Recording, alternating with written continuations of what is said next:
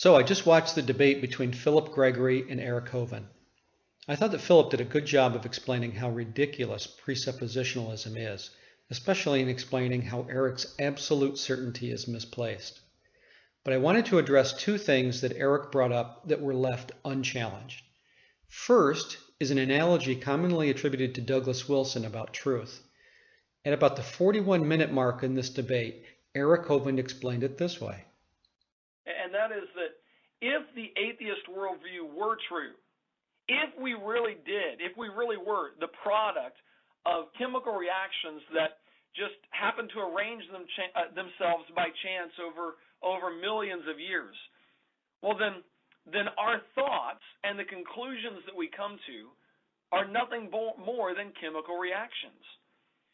Douglas Wilson had a quote or an analogy about this that's become pretty popular. He asked the question, if I took a bottle of Dr. Pepper and a bottle of Mountain Dew and I shook them up and then opened the caps and watched them fizz, would it make any sense to call one of those fizzes true and one of those fizzes false? No, it doesn't, because you don't apply true and false to chemical reactions. Well, in the exact same way, here you have Philip showing up to debate the truth of what he believes versus what I'm claiming to be true.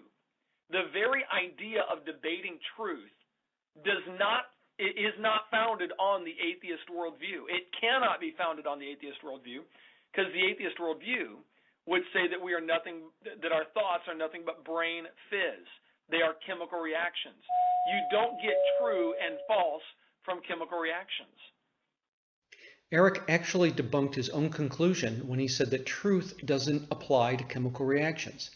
Of course truth doesn't apply to chemical reactions, or physical processes for that matter, but he doesn't say what truth does apply to.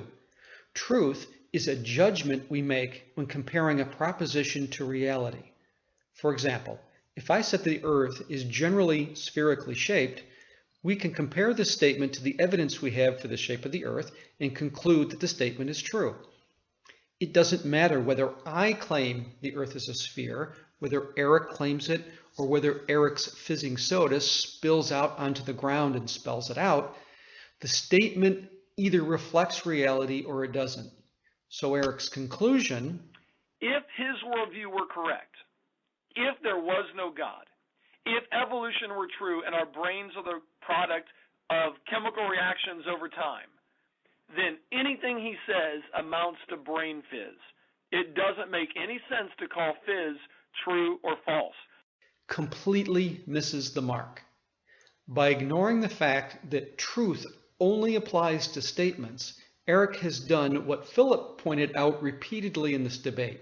He's created a false dilemma with the sole purpose of confusing the listener and injecting his erroneous conclusion.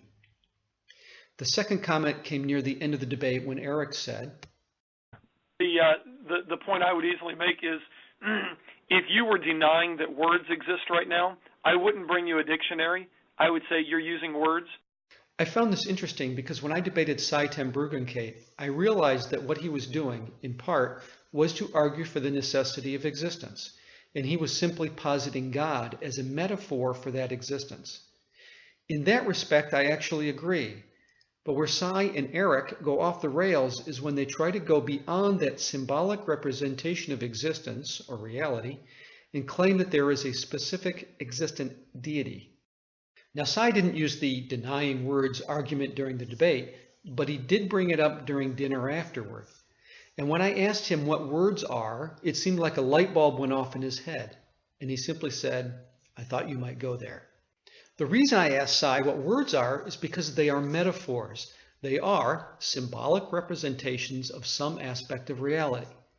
If I say or write the word tree, for example, the sound I make or the letters I write are not in themselves the concept. They are simply symbols of some aspect of reality. This is exactly what Eric and Cy are doing with the word God. Inasmuch as the word God symbolizes reality, it's a coherent concept. In fact, I would argue that religion in general is man's struggle to comprehend reality. But when we try to assign human-like qualities such as personal or love or all-knowing to reality itself, it becomes clear that we've fallen victim to our psychological biases. It may be comforting to think of reality as some type of wise, protecting father, but it's incredibly naive.